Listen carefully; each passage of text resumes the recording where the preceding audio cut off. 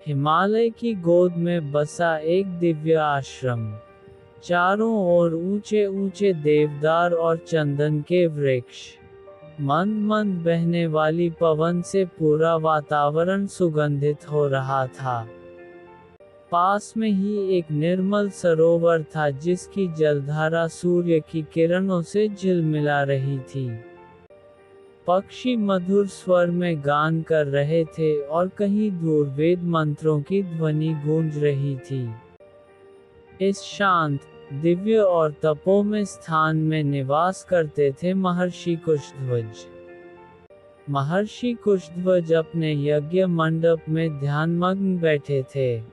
उनके नेत्र बंद थे, शरीर पर केवल मृग चर्म था और सिर पर जटाओं का मुकुट। उनके तपोबल से उनका पूरा शरीर एक तेजस्वी आभा से दमक रहा था। वह निरंतर वैदिक मंत्रों का उच्चारण कर रहे थे, जिससे पूरा वातावरण दिव्यता से भर उठा था। उनके चारों ओर यज्ञ की अग्नि प्रज्वलित थी, और उसकी लपटें जैसे आकाश से बातें कर रही थीं।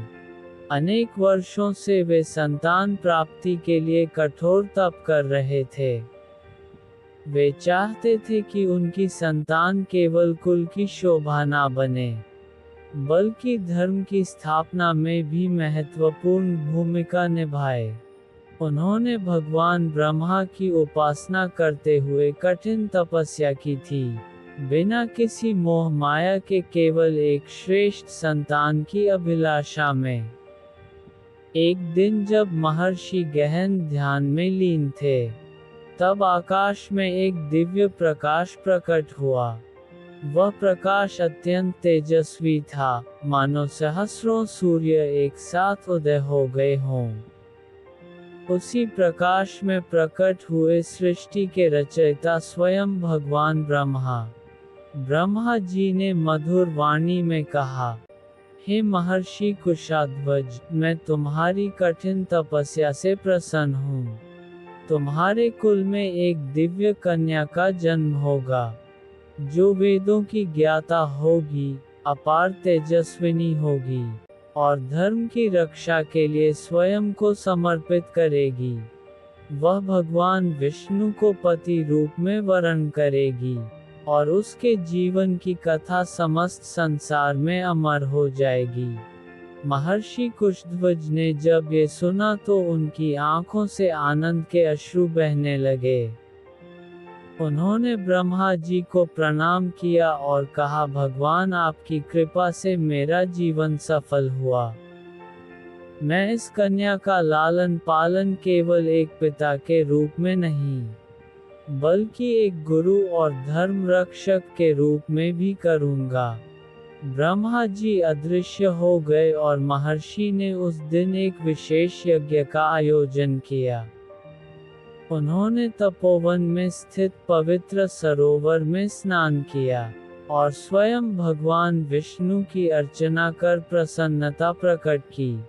कुछ समय बाद आश्रम में एक दिव्य कन्या ने जन्म लिया।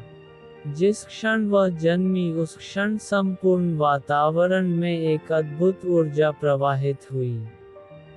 आकाश से पुष्प वर्षा हुई, पक्षियों ने मंगल गान किया, और चारों दिशाओं में दिव्य प्रकाश फैल गया।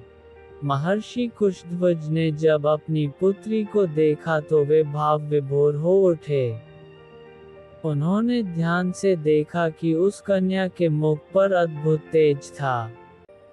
उनकी आंखें गहरी और ज्ञान से भरी हुई थीं, मानो वे जन्म से ही ब्रह्म ज्ञान धारण करके आए हों। उन्होंने अपनी पुत्री का नाम वेदवती रखा। ये कन्या वेदों की विदुषी होगी, इसका तेज और इसकी साधना संपूर्ण ब्रह्मांड को प्रभावित करेगी। ऐसा कहकर महर्षि ने वेदवती को गोद में उठाया, और संकल्प किया कि वे अपनी पुत्री को केवल एक साधारण कन्या नहीं, बल्कि एक महान, तपस्विनी और धर्म की रक्षक के रूप में स्थापित करेंगे। हिमालय की शांत वादियां जहां महर्षि कुशध्वज का आश्रम स्थित था, यह आश्रम किसी स्वर्ग से कम नहीं था। चारों ओर हरियाली, ऊंचे ऊंचे वृक्ष, मंद मंद प्रवाहित होती ठंडी वायु। पास में बहती एक निर्मल नदी और पक्षियों की मधुर चहचहाहट। दूर दूर से ऋषि मुनि इस आश्रम में आते और ज्ञानार्जन करते थे। यज्ञशाला में सदा वेदों का उच्चारण होता, जिससे पूरा क्षेत्र पवित्रता और दिव्यता से भर जाता। वेदवती अन्य कन्याओं से भिन्न थी। उनका मन खेल कूद या बाहरी संसार की बातों में नहीं लगता था। जब अन्य बालिकाएं गुड़ियों से खेलती तब वेदवती ध्यान में लीन रहती। उनकी जिज्ञासा और बुद्धिमत्ता विलक्षण थी। वे बचपन से ही वेदों, उपनिषदों और शास्त्रों में रुचि लेने लगी। एक दिन जब वे मात्र 5 वर्ष की थी तब उन्होंने अपने पिता से प्रश्न किया, पिताश्री, ये सृष्टि किसने रची? ये संसार क्या है? आत्मा और परमात्मा में क्या अंतर है? महर्षि कुशध्वज अपनी पुत्री की जिज्ञासा और आध्यात्मिक बुद्धिमत्ता को देखकर चकित रह गए। वे मुस्कुराए और बोले, वत्स, तुम साधारण कन्या नहीं हो। तुम्हारा जन्म एक विशेष उद्देश्य के लिए हुआ है। इस सृष्टि के मूल में ब्रह्मा का अस्तित्व है, आत्मा अमर है, और परमात्मा वही है जिसे हम ब्रह्म या भगवान विष्णु के रूप में जानते हैं। वेदवती ने ये सुनकर गहरी सोच में डूब गई। वे दिन रात वेदों और शास्त्रों का अध्ययन करने लगी। महर्षि कुशध्वज ने स्वयं वेदवती को शिक्षा देना प्रारंभ किया। उन्होंने उन्हें चारों वेद, शास्त्र, उपनिषद, योग, ध्यान, आयुर्वेद और अस्त्र शस्त्र विद्या सिखाए।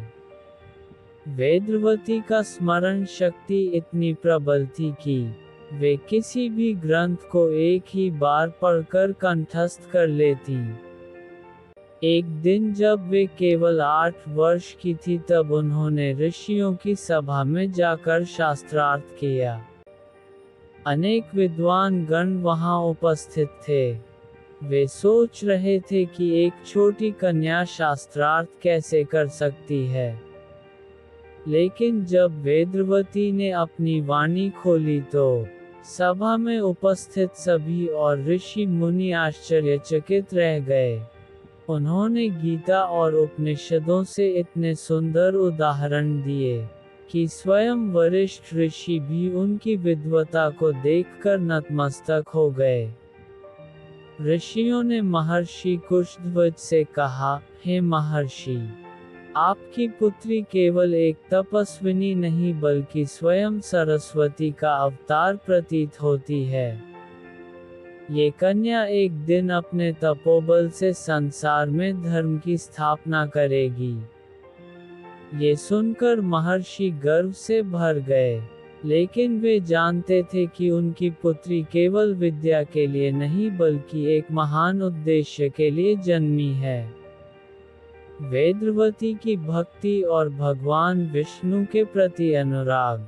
वेदवती के मन में सांसारिक सुखों की कोई इच्छा नहीं थी।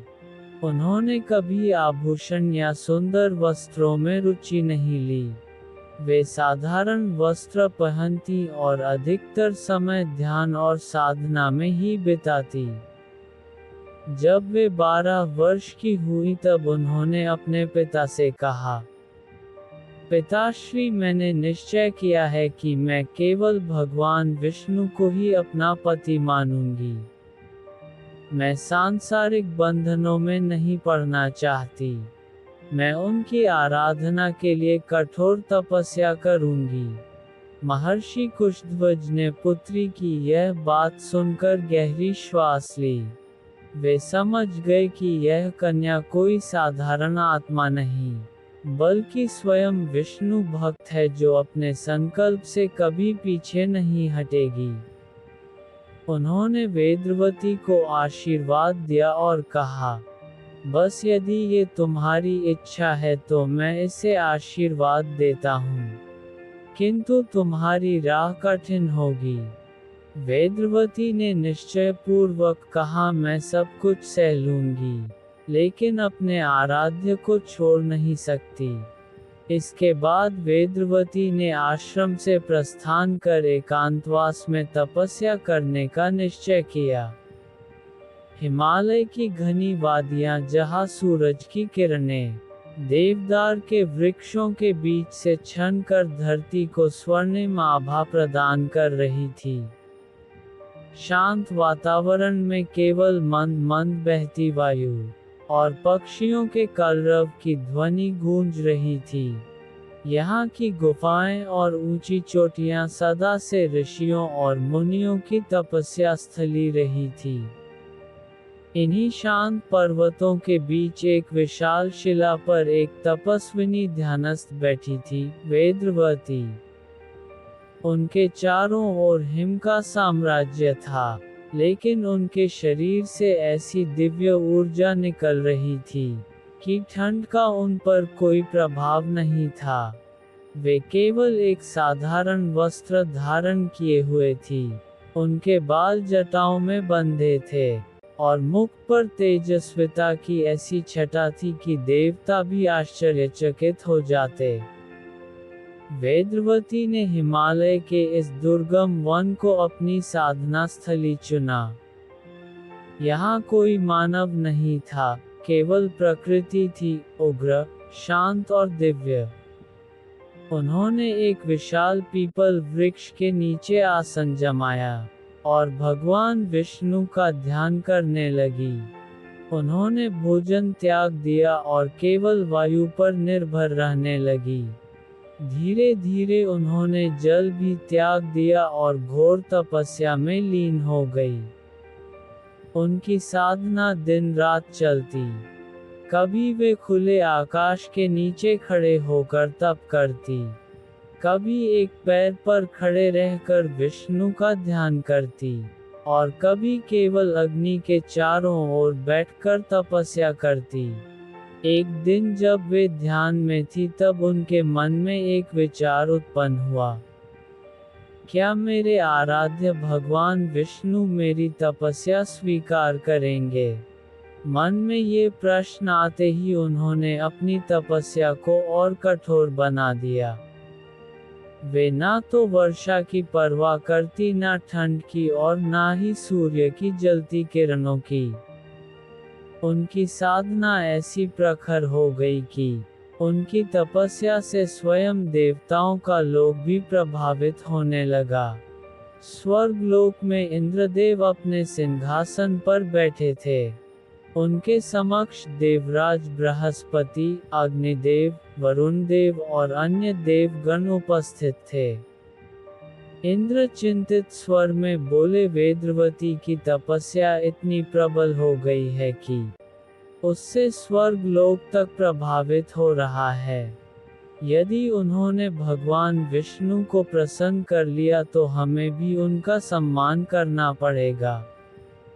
कहीं ऐसा ना हो कि वे इतनी शक्ति प्राप्त कर लें कि हमारा लोक भी उनके तेज से हिल जाए।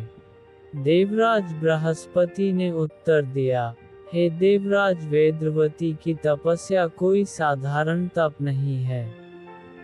वे जन्म से ही विष्णु भक्त हैं और उनका संकल्प अडिग है। हमें उनके मार्ग में बाधा नहीं डालनी चाहिए। किंतु इंद्रदेव ने अपनी चिंता प्रकट करते हुए कहा, हमें उनकी परीक्षा अवश्य लेनी चाहिए।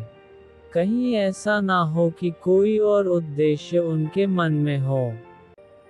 इंद्रदेव ने अपने 2 गंधर्वों को वेदवती की परीक्षा लेने भेजा। वे दोनों गंधर्व मनुष्य का रूप धारण कर वेदवती के समक्ष पहुँचे।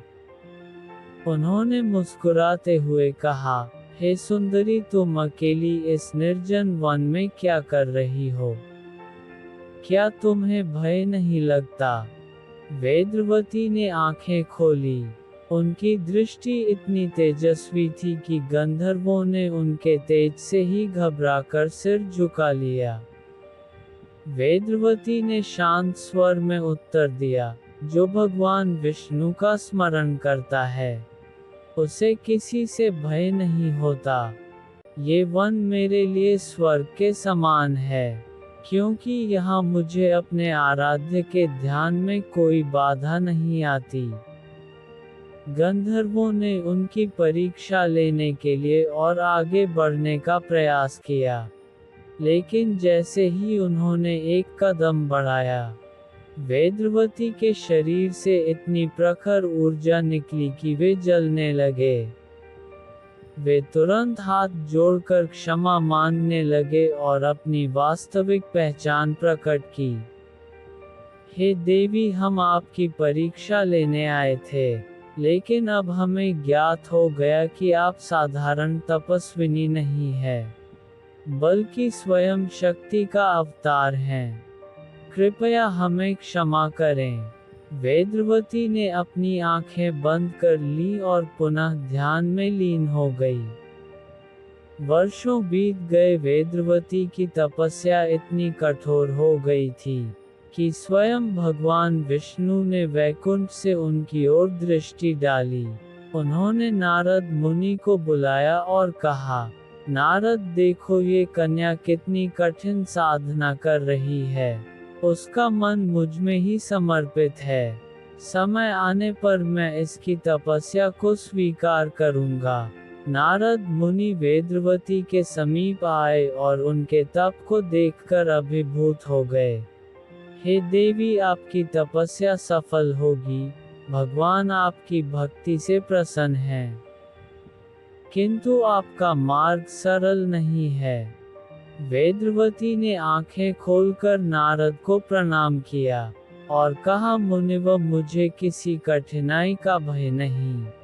मैं अपने आराध्य की भक्ति से कभी विचलित नहीं होंगी। ये कहकर वे पुनः ध्यान में बैठ गई। उनकी तपस्या निरंतर बढ़ती जा रही थी, और अब ये तपस्या स्वयं राक्षस राज रावण को उनके समीप खींचने वाली थी। वह स्थान जहाँ वेदवती तपस्या कर रही थी, अब एक दिव्य शक्ति स्थल बन चुका था। चारों ओर एक अद्भुत प्रकाश फैला हुआ था। उनके तप से वातावरण इतना पवित्र हो गया था कि वहाँ दुष्ट शक्तियाँ प्रवेश नहीं कर सकती थी, लेकिन नियति को कुछ और ही स्वीकार था।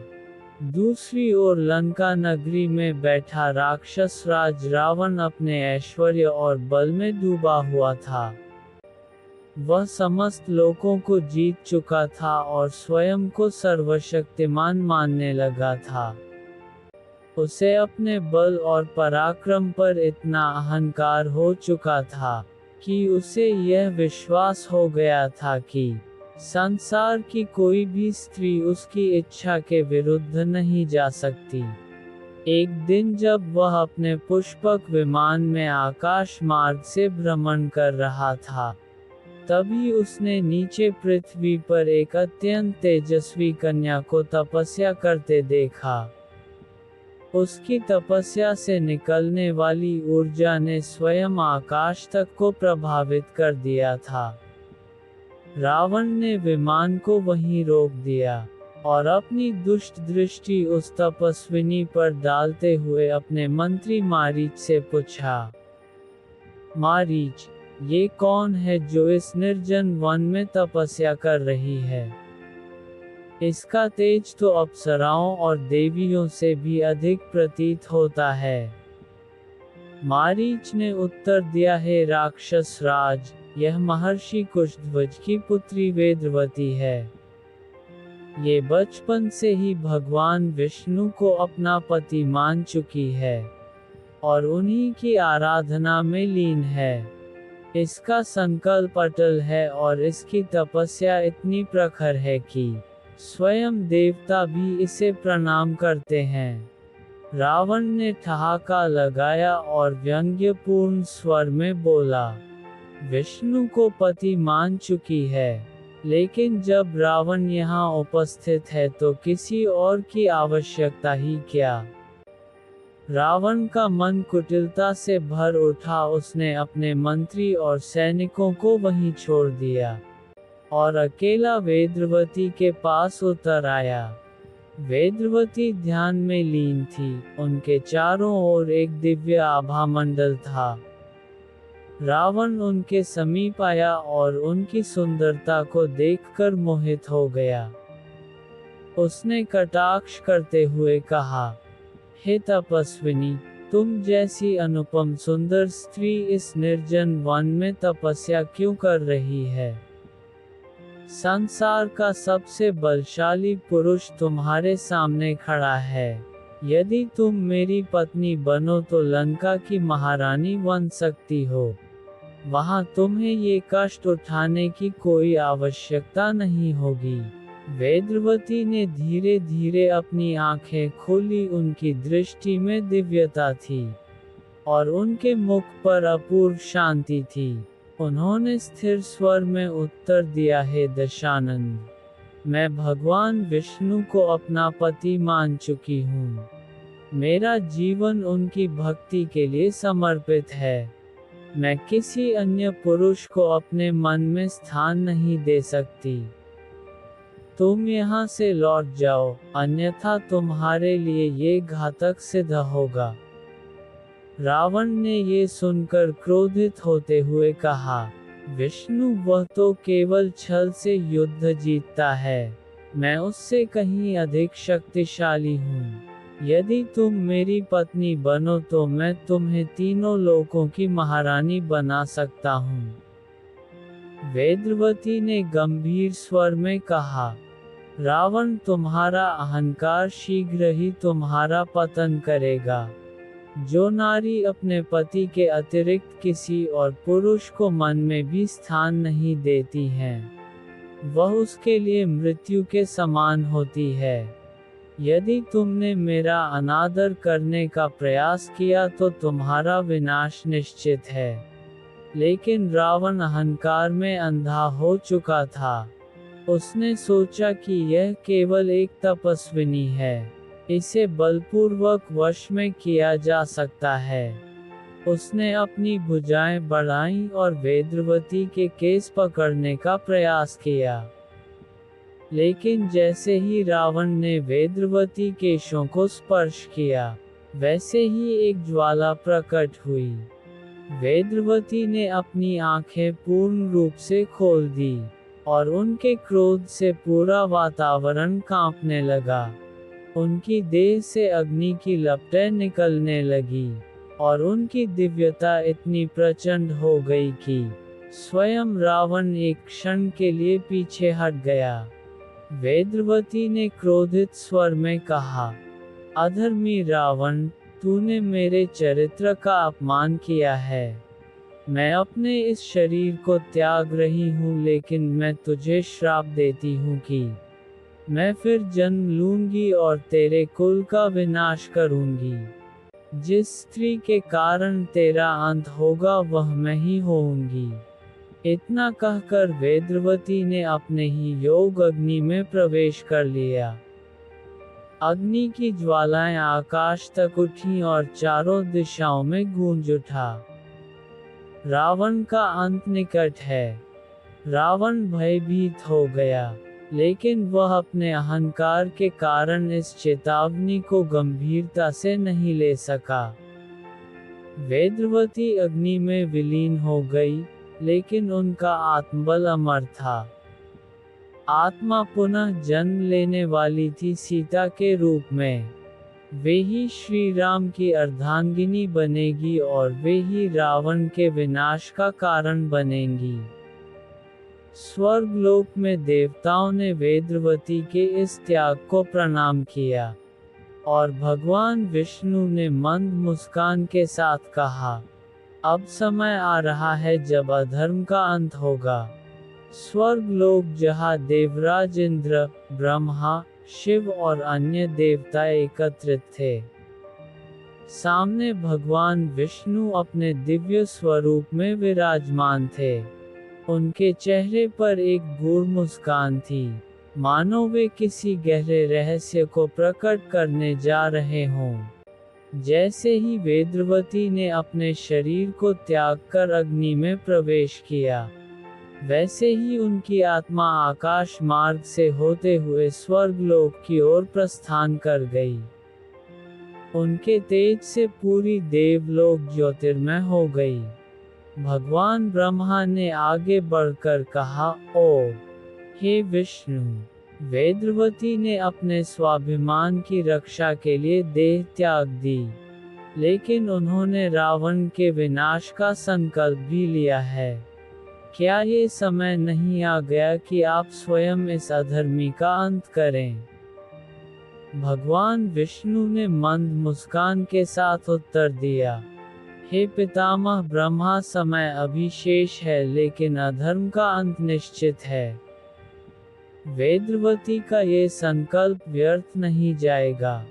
मैं अवतार लेकर धरती पर जन्म लूंगा, और वे भी एक बार फिर जन्म लेंगी, इस बार मेरी धर्मपत्नी के रूप में। ये सुनकर सभी देवताओं ने भगवान विष्णु को प्रणाम किया। वेदवती की आत्मा अग्नि से प्रकट होकर माता पृथ्वी के पास पहुंची। पृथ्वी देवी ने उन्हें स्नेह से गले लगाया और कहा, बेटी, तुम्हारी त्याग अतुलनीय है। तुमने धर्म की रक्षा के लिए अपने प्राणों की आहुति दी, लेकिन अब तुम्हारा संकल्प अपूर्ण होगा। तुम पुनः जन्म लोगी। इस बार तुम मेरे द्वारा पृथ्वी के कोख से जन्म लोगी। विद्यावती की आत्मा ने श्रद्धा से सिर झुकाया और कहा, हे माता, मैं पुनः जन्म लूंगी, लेकिन इस बार भी मेरा जीवन केवल मेरे आराध्य भगवान विष्णु के लिए समर्पित होगा। माता पृथ्वी ने आशीर्वाद दिया और तब वेदवती ने पुनर्जन्म लेने का संकल्प किया। समय बीतता गया, धरती पर त्रेता युग का प्रारंभ हुआ। मिथिला के राजा जनक संतान की कामना से एक यज्ञ कर रहे थे। इस यज्ञ के अंत में जब वे हल चलाकर भूमि जोत रहे थे, तभी पृथ्वी की कोख से एक दिव्य कन्या प्रकट हुई। वह कोई और नहीं बल्कि वेदवती का ही पुनर्जन्म थी, जिन्हें संसार सीता के रूप में जानेगा। राजा जनक ने उस कन्या को अपनी गोद में उठाया और प्रेम पूर्वक कहा, यह कोई साधारण कन्या नहीं है, ये स्वयं देवी का अवतार है। मैं इसे अपनी पुत्री के रूप में स्वीकार करता हूँ। वहीं आकाशवाणी हुई, ये कन्या कोई साधारण कन्या नहीं, बल्कि स्वयं वेदवती का पुनर्जन्म है।